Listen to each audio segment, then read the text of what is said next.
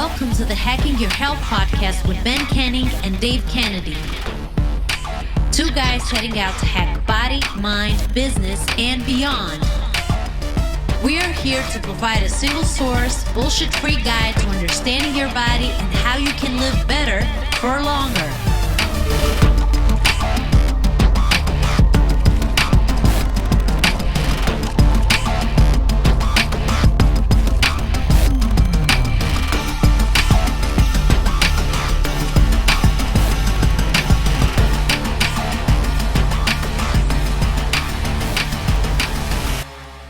Yo, just a quick note before we get into this week's episode. From the start of April, I will be launching Not Another Newsletter. This will be a weekly email that will go out with client submissions of YouTube videos, shorts, articles, studies, things that they found beneficial that they feel like the rest of the wider WeHackHealth community will benefit from. There's a link in the show notes to subscribe, and I hope to see you on the other side.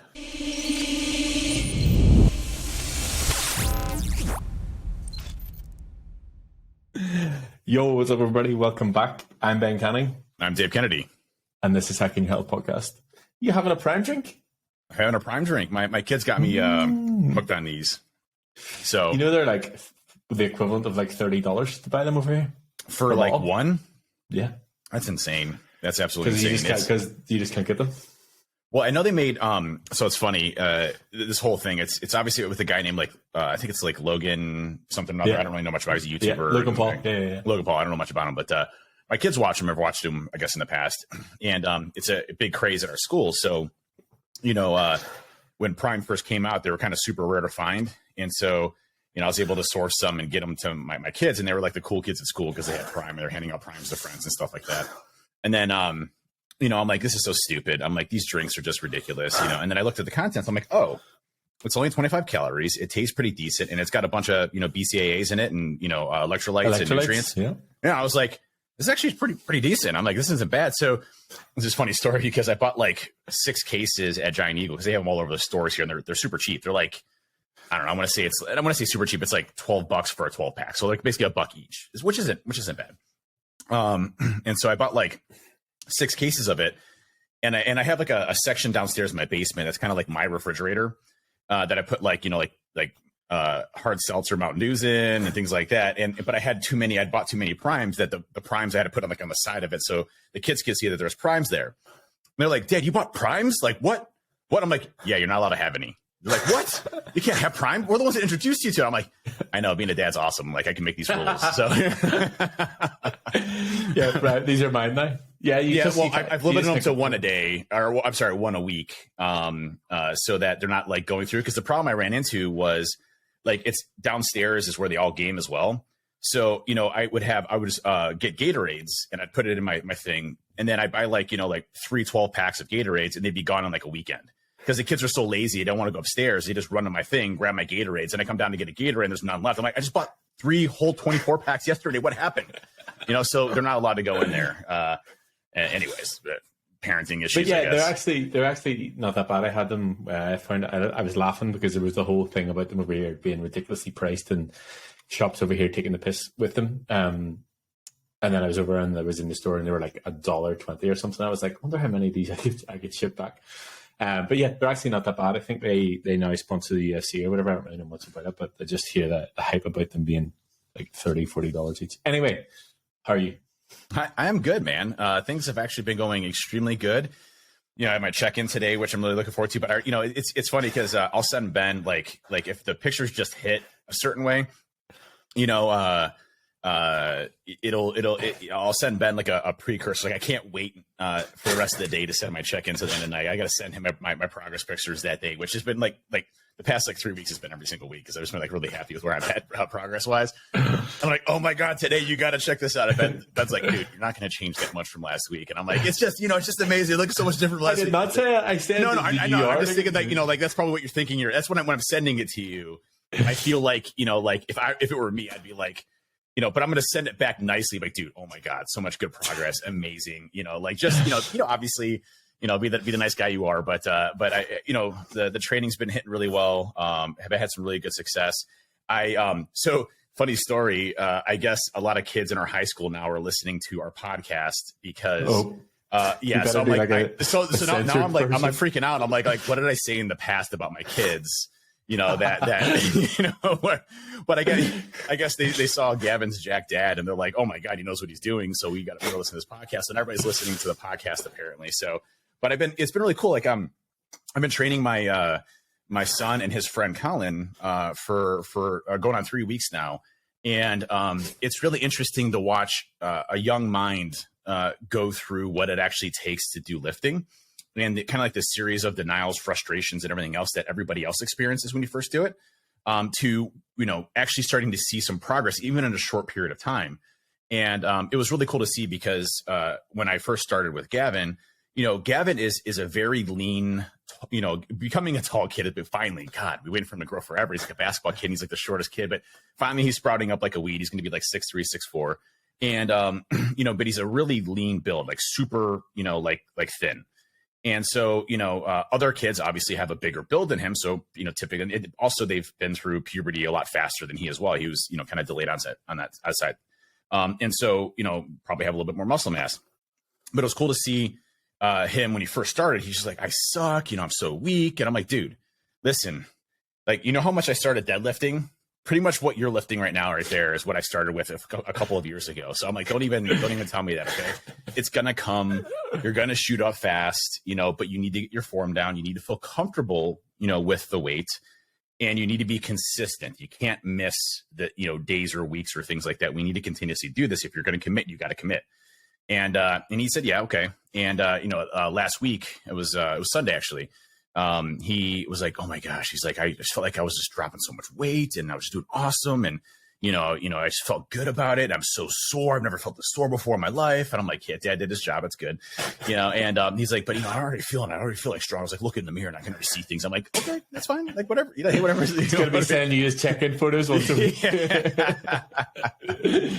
But it's just cool to see that experience and, you know, see him start to click and see, you know, hey, if you stay consistent with something, you have the ability to be successful in anything in life, right? It doesn't have to do with weight training. It doesn't have to do with, you know, cardiovascular stuff. It's anything in life. If you're consistent with something and you apply yourself to, you know, something, you will be successful at whatever you do because, you know, you're consistently moving through it and eventually tackling things. And it's funny, you can relate this to business.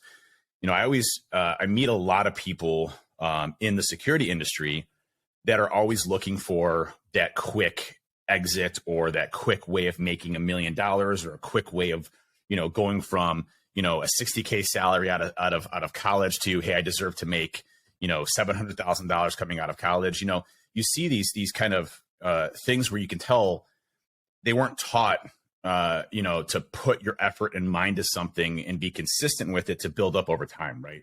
That patience, that, you know, kind of chiseling away at things over time that anything in life takes. Yeah. I mean, if you got into Bitcoin early, you literally struck the lottery, right? And you exited at a certain time, you literally struck the lottery.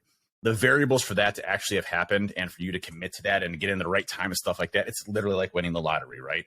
So, you know, the chances of you becoming an NBA player from high school is like 0.000000001%, right? You know, there's millions of people that play basketball throughout their whole life. And there's only, you know, a few hundred of people that make it to the NBA. And, you know, you have to look at those statistics and say, well, I know I'm going to go to the NBA and I'm going to make, you know, $50 million a year. Okay, well, you know, everything's got to align right. You got to have the genetics. You got to have the consistency and mindset. You have to be a freak of nature. You have to be 100% committed and balls to the wall, all in, and kill yourself day in and day out. Train, you know, 17 hours a day, go and do the same thing the next day, you know, to be at that type of competition and level. So again, you know, it's the statistics and probability things that, you know, driving home to kids, but even in people in our profession, people in life, you know, it's about chiseling away at things over time than it is trying to have that immediate reaction. You can apply this to anything in life, right? Diets, you know, people expect something to happen right now, right? You know, in 2 weeks, I should have lost 50 pounds and I should have completely course corrected all my LDL levels and, you know, ApoB and, you know, bad issues that I've done historically my entire life by taking 2 pills. Well, it doesn't work that way, right? It takes time for our bodies to heal. It takes time for us to get to a certain point. So, you know, again, consistency is the biggest component there. And it's really cool to kind of see his mind switch and kind of go over to that. Yeah, I'm looking forward to. I mean, I assume you'll let me put him through a session whenever I come over. But I think, like, as we've discussed before, you know, I know we're laughing about him seeing the progress, but he will, like, instantly see the progress. And even if I think, like, whenever I first started training, I obviously wasn't as young as he is, but in that sort of period where you're like, your body's primed to change, you do start to notice the changes right away. So I would say that you'll have someone catching up on you very soon, and he will keep you on your toes for sure. I hope so. I'd love to have a powerlifting bodybuilder kid that's sitting there smoking dad. I'm totally fine with that. He's definitely better at me than basketball, but the good news is I can still cheat. So, there's no refs when you're playing with dad, so I can always beat him up. They're your rules. That's right, my rules. This is dad basketball. How are you doing, dude?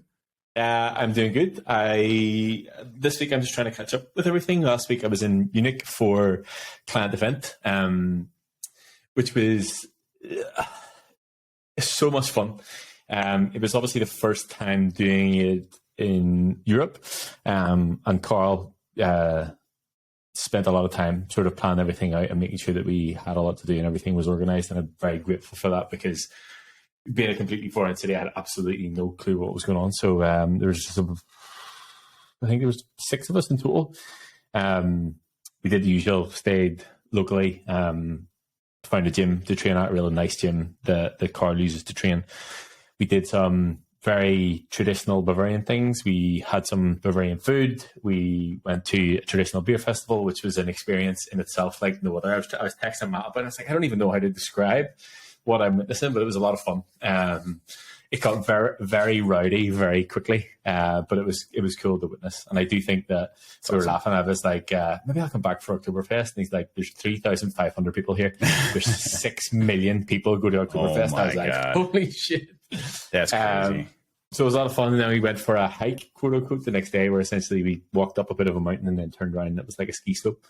And some of the pictures were amazing.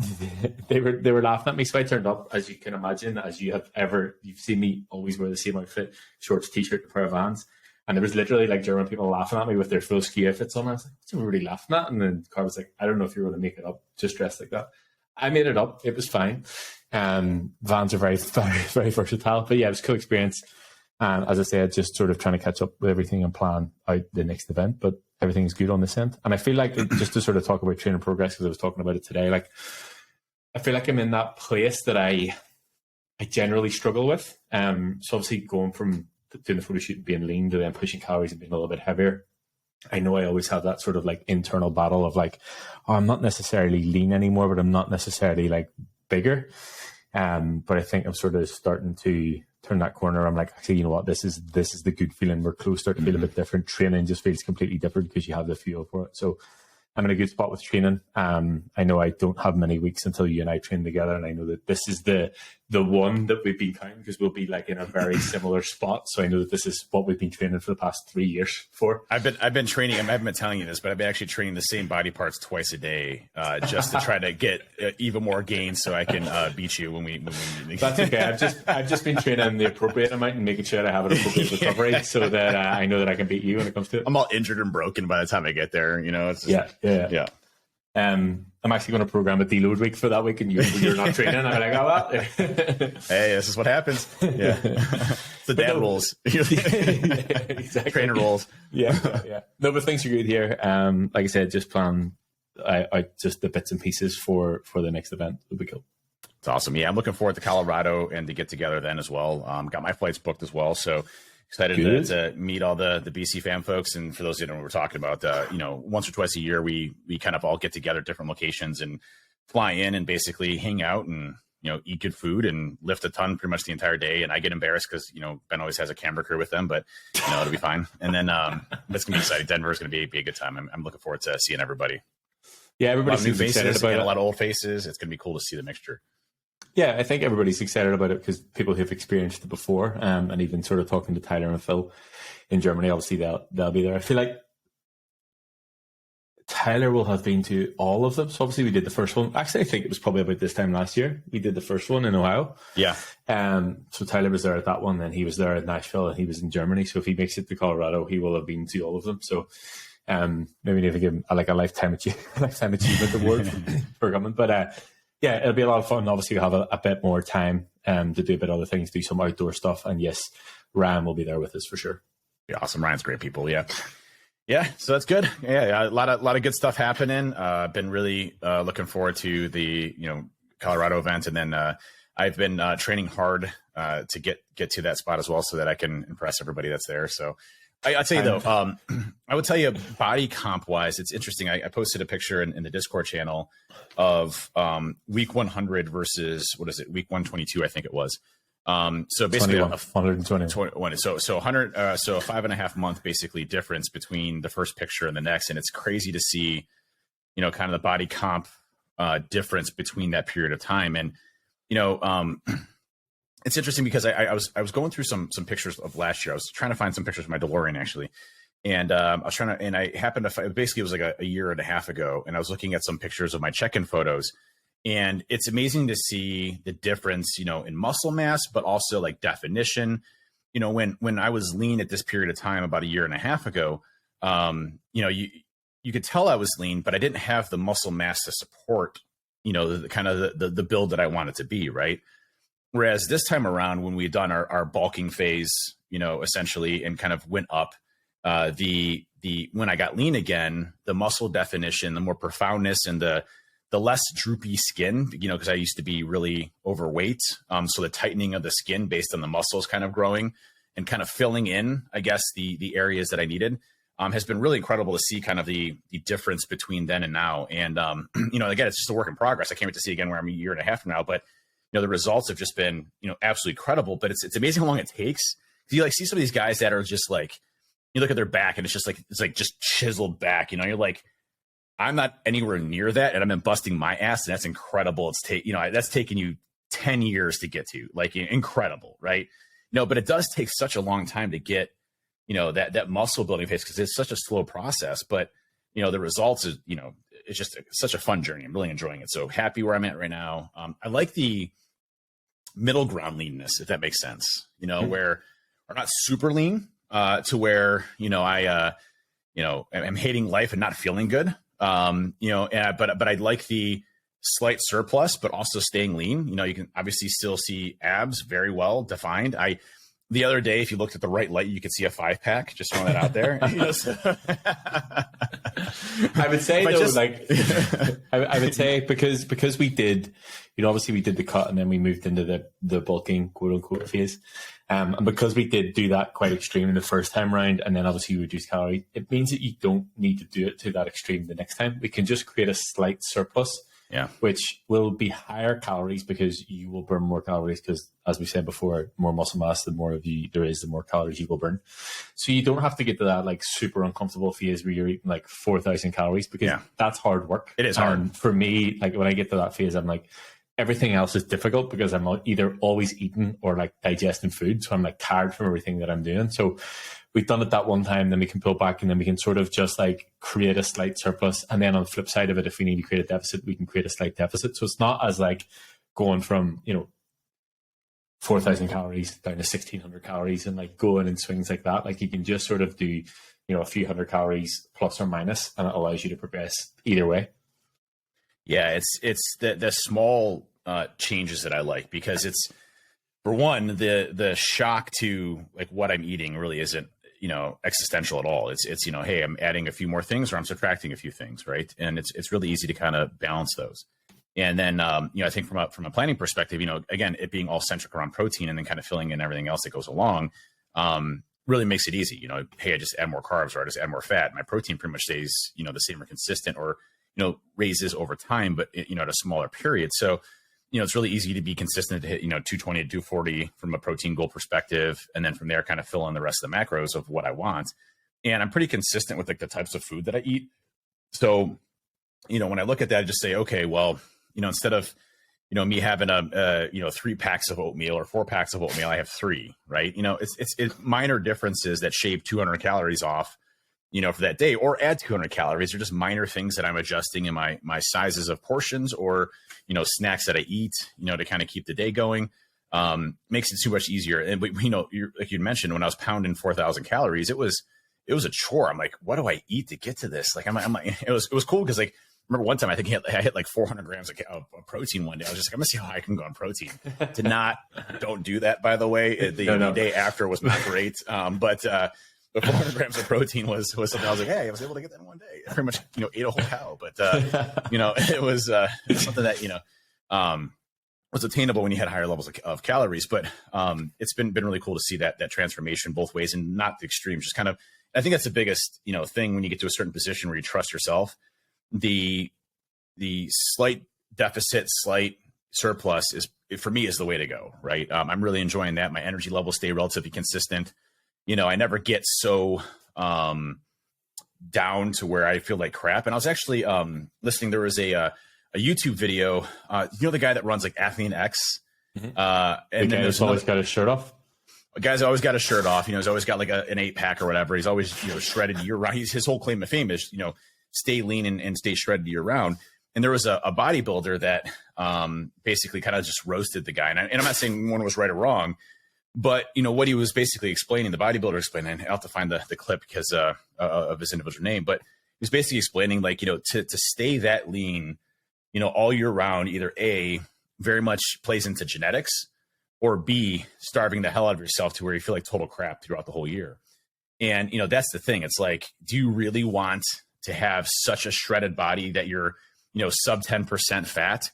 What the bodybuilder's explaining was, hey, anything around like 18 to 14 is a good level to be at pretty much consistently, so that, you can stay relatively lean, but not have to like, suffer and be super, he's like, it affects my emotions. I get angry, I get set off. I got low energy levels. I don't feel like doing anything, why live that type of experience? So, I like the slight surplus, slight deficit, and staying within certain kind of boundaries of where I'm at. And that seems to have been working really well for me.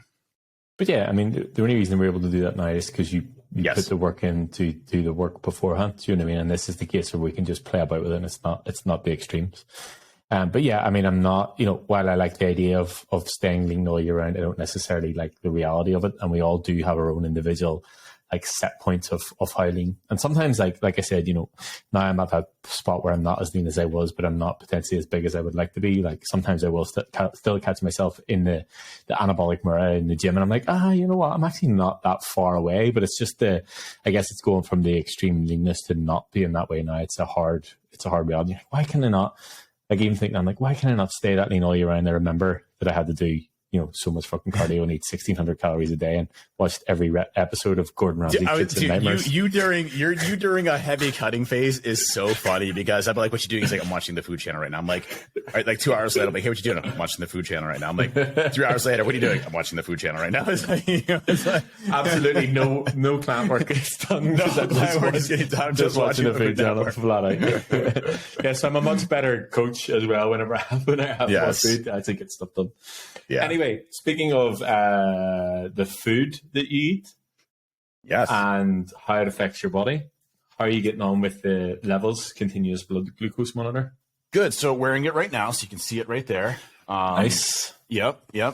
And what's interesting, so the first couple of days was a little bit like the first day I would say getting used to it, like while sleeping, because there's a bump there. I kind of like brush over, and you're worried that maybe like it might rip off. This thing is solid, like it doesn't come off at all. In fact, taking it off kind of feels like ripping your skin off for a couple seconds, but it's fine. So this is my second one, because it lasts about 10 days. So I'm about 17, I think, days into it, and it's been really eye opening for me. When we talk about hacking your health, it's not just about the basics around nutrition and everything else. It's how do you continuously refine what you're doing, new ways of doing things, new ways of attacking the muscle, new programs you can figure out. New ways of eating, or new ways of doing things to your body that give you the longevity aspects. And so for me, I'm really a big data-centric focused person, and trying to understand, what's going on in my body.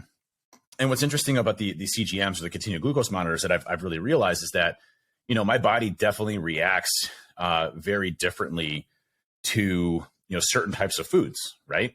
And some of those good and some of those bad.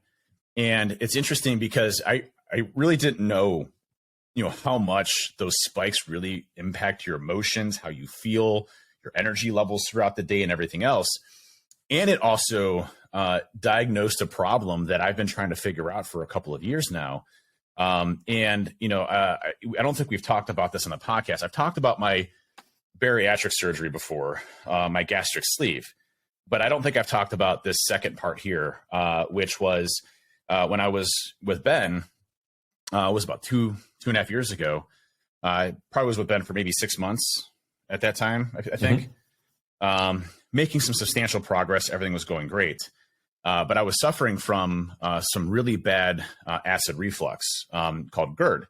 And what happened is I thought I had this superhero talent of chugging beer.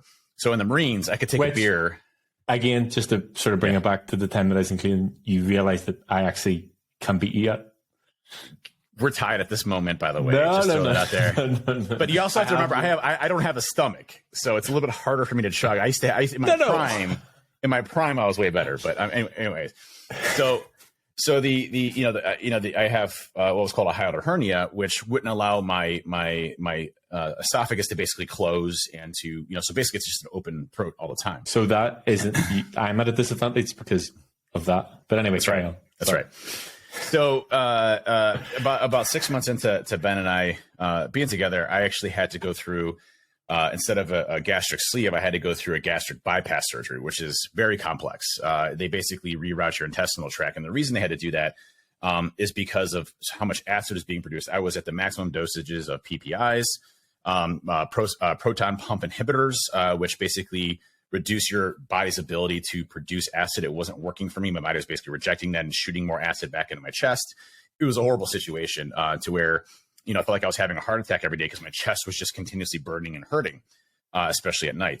I tried not eating at certain times, tried everything I possibly could, tried diet changes, everything just, unfortunately wasn't working.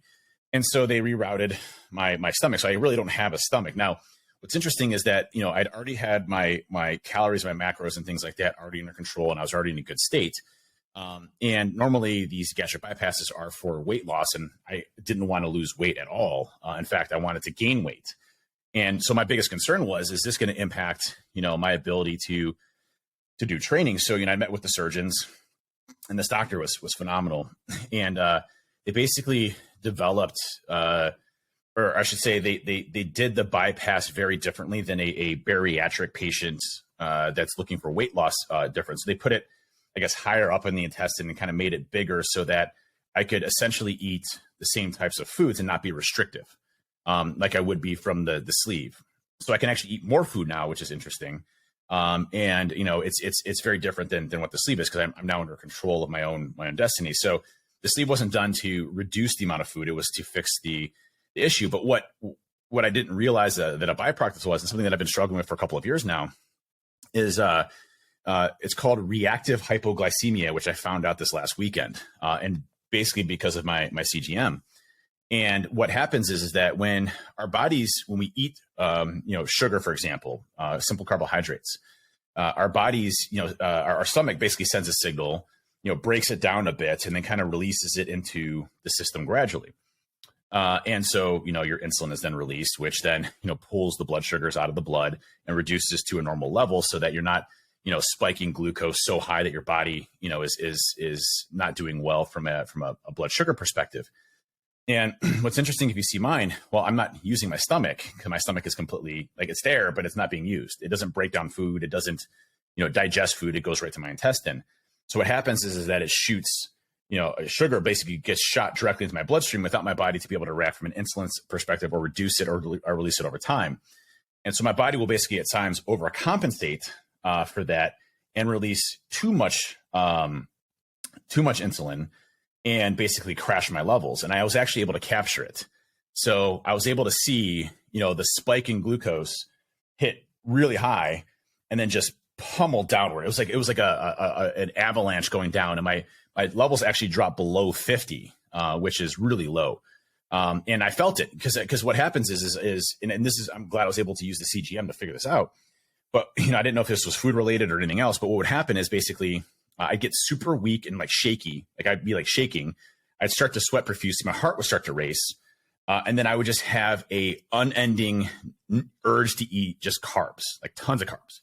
So obviously probably, glucose related issues there. And so I was able to actually capture it and figure it out. And what's interesting is, so when it happened, I read up on this, and I got some gummy bears really quick, which is probably as easiest form of digestion as possible. Ate a whole pack of gummy bears, which was 19 grams of carbs, and it quickly popped me out of that. And I felt great about 15 minutes later, whereas normally it would take me about an hour of just eating a bunch of carbs.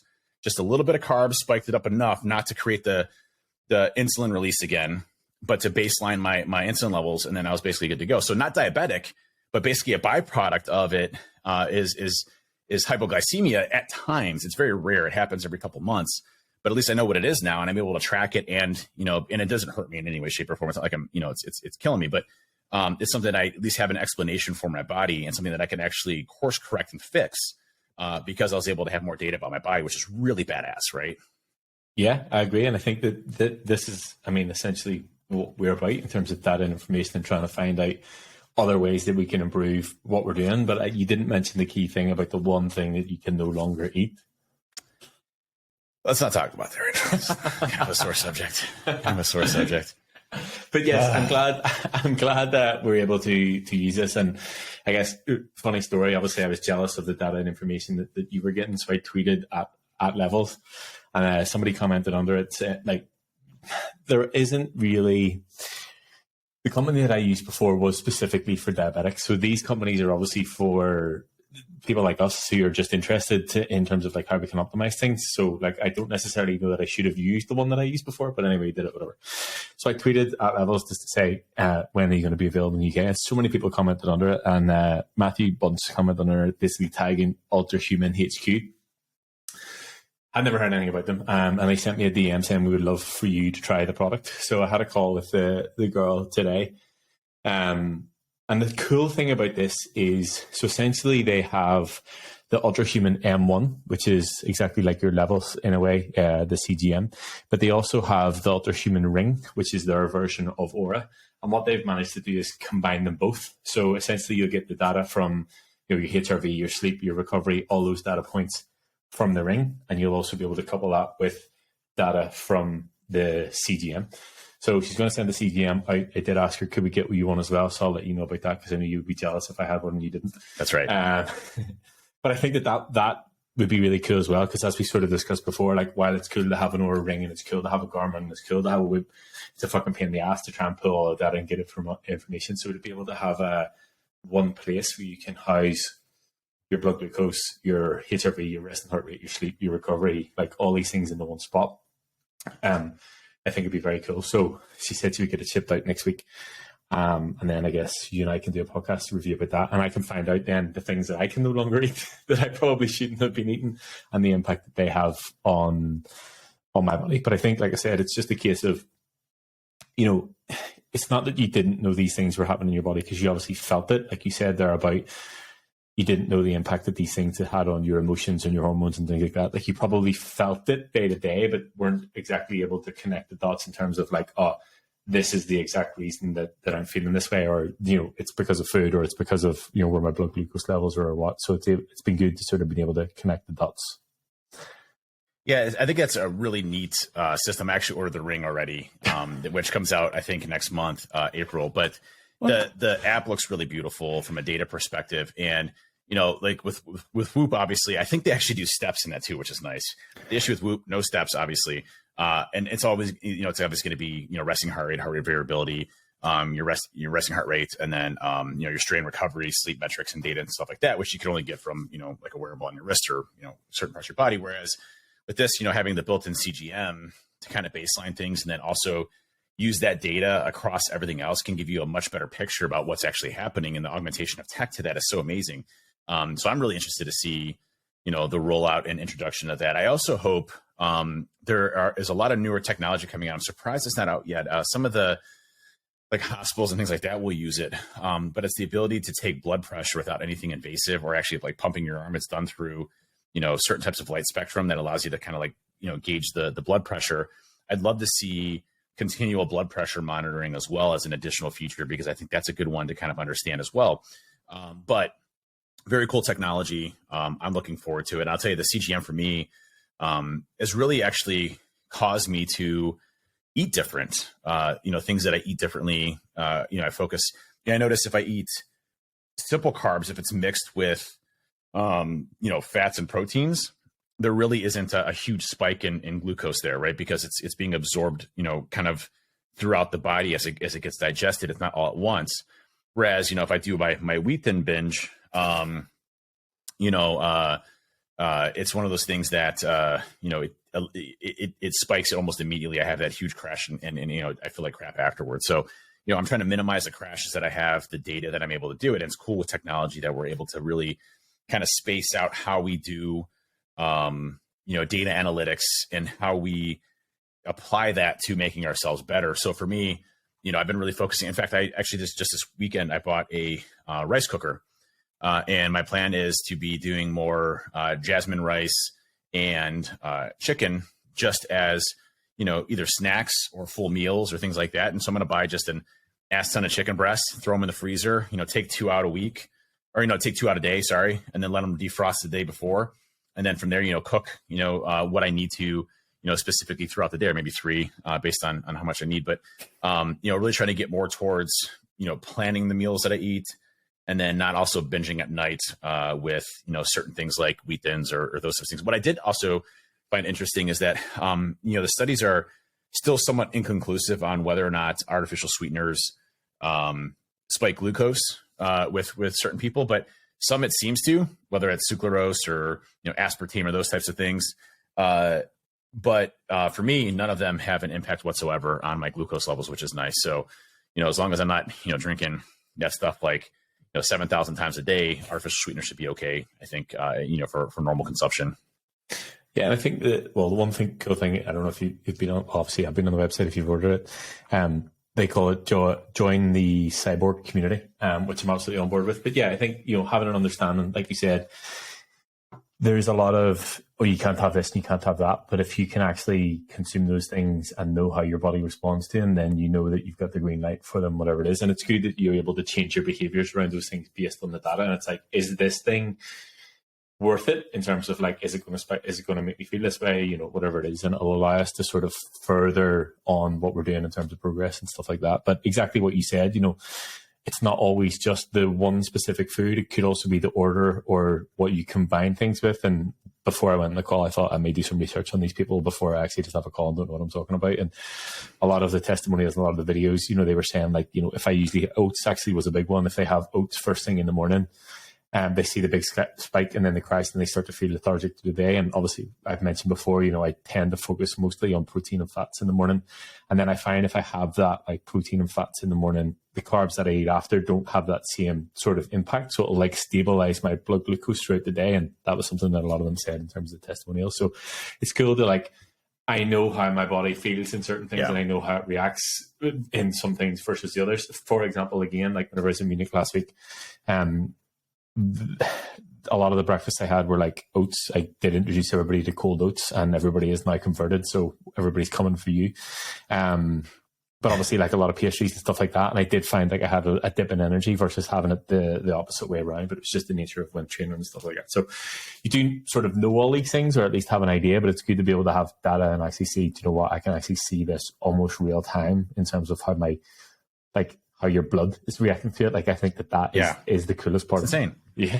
And I'd say not uncomfortable at all. Like, I don't even notice it there. What about when you're doing tricep push downs? I can feel like that. When trying to do tricep push downs, you just get a little thing there.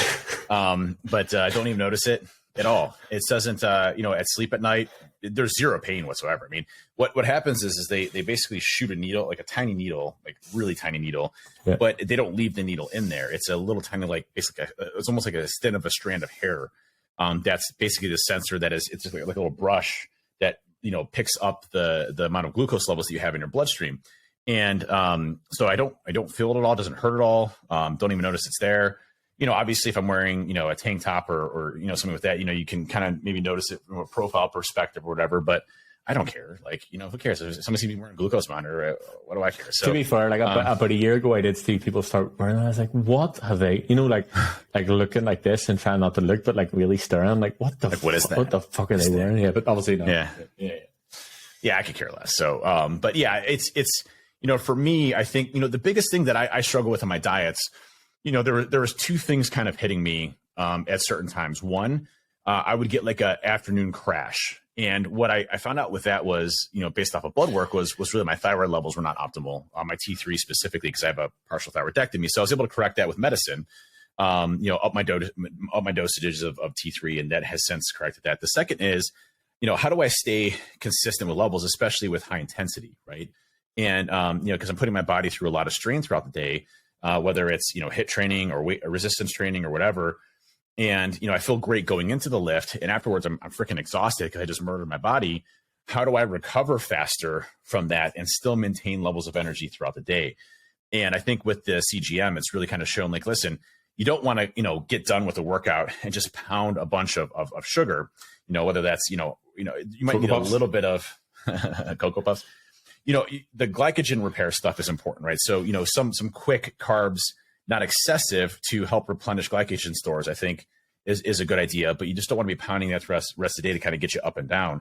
You want to be, I'm trying to stay basically with as much complex carbohydrates as possible throughout the day. So sweet potatoes, whole grain, wheat, that type of stuff, so that it's harder for my body to digest, but more of a cleaner burn, throughout the day. So, that has definitely helped out quite a bit, getting a lot of your fiber and carbohydrates through vegetables. So I've upped my vegetable intake substantially with every single meal that I do. And most of the time, like yesterday, I cooked up some steaks with asparagus and with potatoes, white potatoes. And I didn't eat any of the potatoes. I just had steak and asparagus. So that was great. Especially at the end of the day, don't need high nominal levels of energy at that point in time. You're kind of starting to wind down. Why stack a bunch of carbs, when you don't necessarily need it? So being more specific on the day and times and how I use carbohydrates, I think, is really important. Anything in excess, I think, is very different, right? Everybody's like, I got a earful of the keto folks. Oh my God, you finally know you need to go to keto. I'm like, that's not what that says at all. Our bodies are designed to handle, carbohydrates, or else we wouldn't react to them. After you. Yeah. God, seriously, I understand, but hey. But it's the same thing you're stringing. Like, if you're just eating, fats all day long, you're probably going to have a high LDL and cholesterol level, that you're going to have to kind of take care of. And not everybody, but anything in extremes, I think, is an extreme, right? It causes your body to do certain things that you don't necessarily need it to do.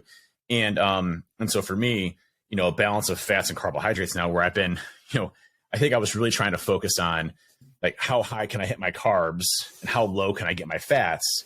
I'm more so trying to balance into saying, like, listen, I don't care what my carbs and fats are, but let's space them out throughout the day so that they're the proper types of carbs to keep my energy levels up, and what I need based off of what I feel, and kind of baseline that with my metrics and getting from the CGM and everything else. So I have changed my eating routines quite a bit, just to kind of compensate for the energy. And I do feel substantially better because of it. We're doing this podcast a little bit later. It's 2:00 right now. I haven't had any type of crash whatsoever. I feel very energetic, mind very crisp and everything else. So, and my carb intake today, other than that, I just had a whole wheat burrito, with brown rice, has been relatively non-existent. Actually, for breakfast this morning, I just had a protein shake. So, I actually didn't have any carbs after that. So it's interesting. It's definitely changed how I look at things, how I eat, as well as kind of planning my diet out as I go through it. Oh, sorry. Cut that out. Before Ben dies here, the last thing I'll say about it, though, is I also am meeting with a nutritionist that is hooked up with levels that will actually read my glucose monitoring and provide suggestions. So every time I eat, I actually enter it into the Levels app about the type of food that I was eating. And so she'll actually analyze it. It's like an hour-long call, and kind of work through my data and say, okay, here's what I suggest, or here's areas you need to focus on. So I'm actually looking forward to that too. Again, someone that specifically studies nutrition, that might, that's a doctor, will, basically walk me through everything. Should be pretty cool to see that. Yeah, for sure. And again, just more information about it.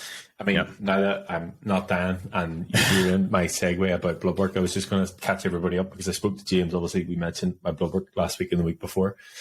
And I mentioned the sort of protocol that we're going through. So he sent me through a supplements protocol list, which he hasn't done before. So essentially, to work on HDL and LDL levels, obviously omega-3s, I actually managed to order those twice, because I got 2 separate supplement orders through in the post today, and I forgot that I ordered one. But anyway, definitely have enough omega-3s to go around.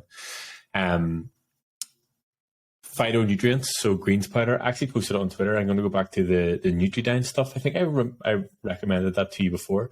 And the only reason I'm going to go back to that is, number one, I like the flavor. And I was reminded about it whenever I was over at Matt's event. He made it for me the morning after. But also because I'm mixing other things in with it, and the flavors sort of go together, so I can actually drink it all together rather than having like 4 different shakes in the morning. So I'm going for that for the fruit and greens, and then obviously magnesium, zinc, and creatine. Then CV Stack from Supplement Needs, CV Pro, and then obviously vitamin D as discussed. But one thing that I did want to mention, I sent you the voice note about this the other day, was about getting the phlebotomy, which sounds a lot worse than it is. Obviously just getting blood drawn. So James had noticed from my blood work this time and my blood work the last time that my hemoglobin levels were actually slightly higher. They were elevated last time and they were slightly higher this time. They were still within range, but they were higher.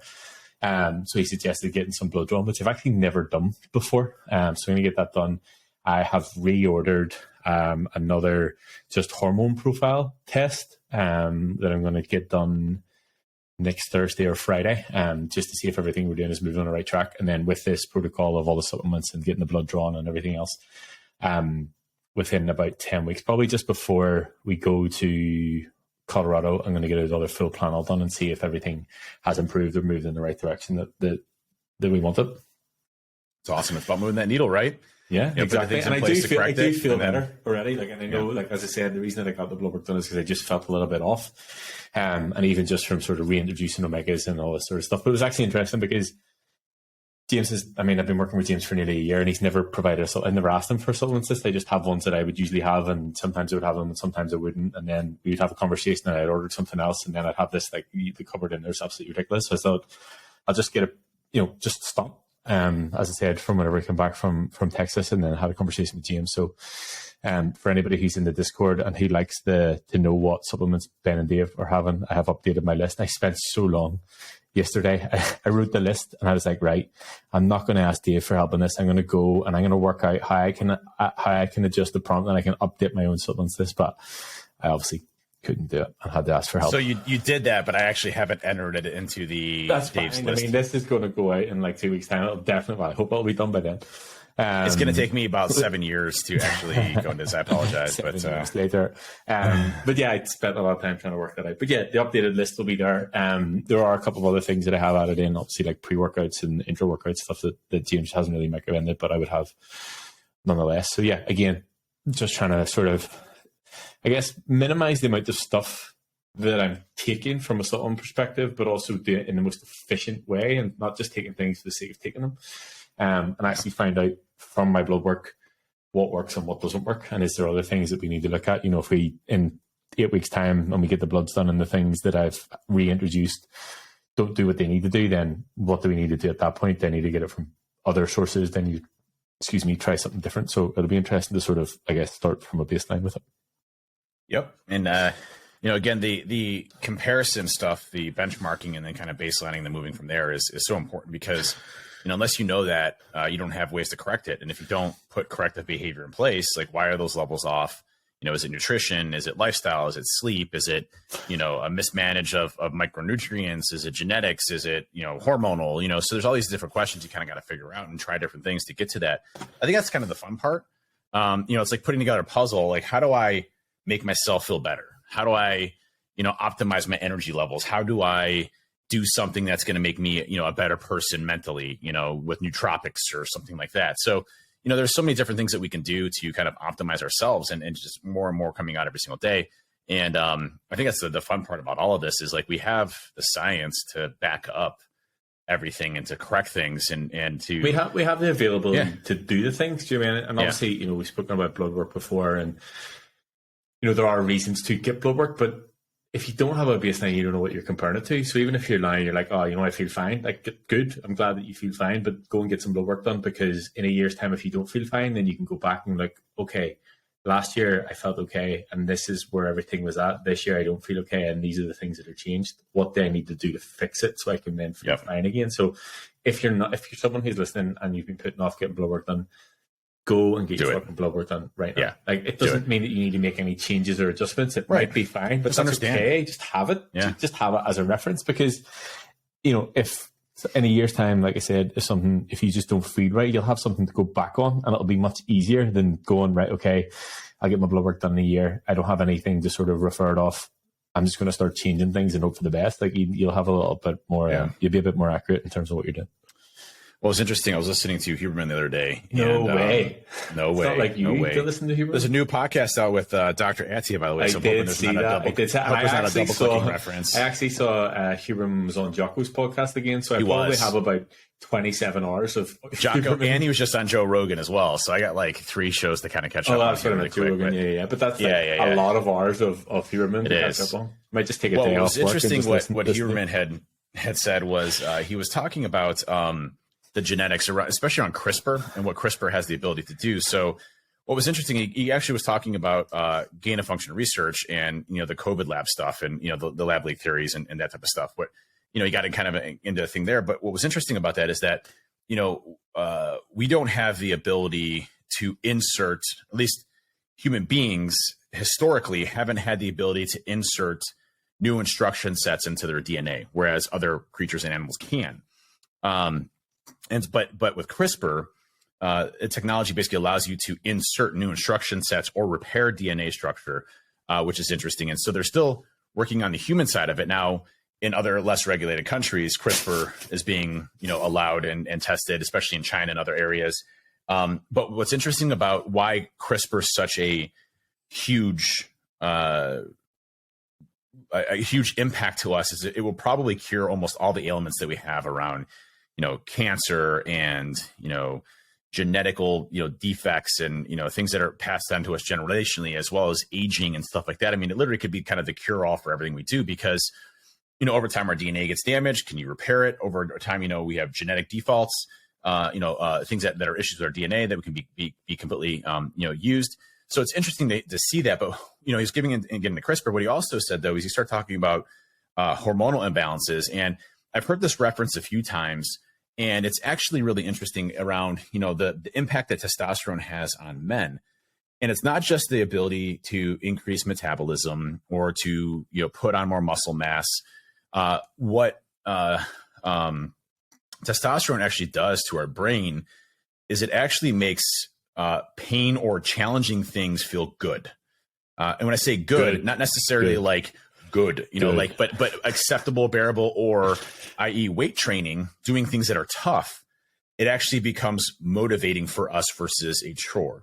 And so, if you look at our testosterone levels over time, our grandfathers have, it's like 4 times the amount of testosterone that we did our same levels in our 40s, and it's continuously declining over time.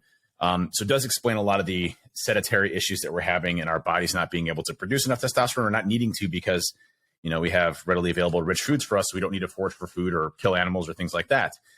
So it's interesting because, the more testosterone we have, the better we feel when we do more challenging things to our body. And so I thought that was really always fascinating because, if you have good levels of testosterone, you should be feeling really well. But there's so many people that I've seen in the Discord channel, especially as of late, that are like, I was apprehensive of going and getting my blood work, but I got it done and I have a 200 level testosterone, which is like a 90-year-old man, and you're like, that's why you feel like shit, like that is it right there. Like, and then you talk to him like 3 months later, like, oh my God, like I feel so good now. I feel amazing. I'm like, yeah, it's amazing. It's like, isn't this so cool?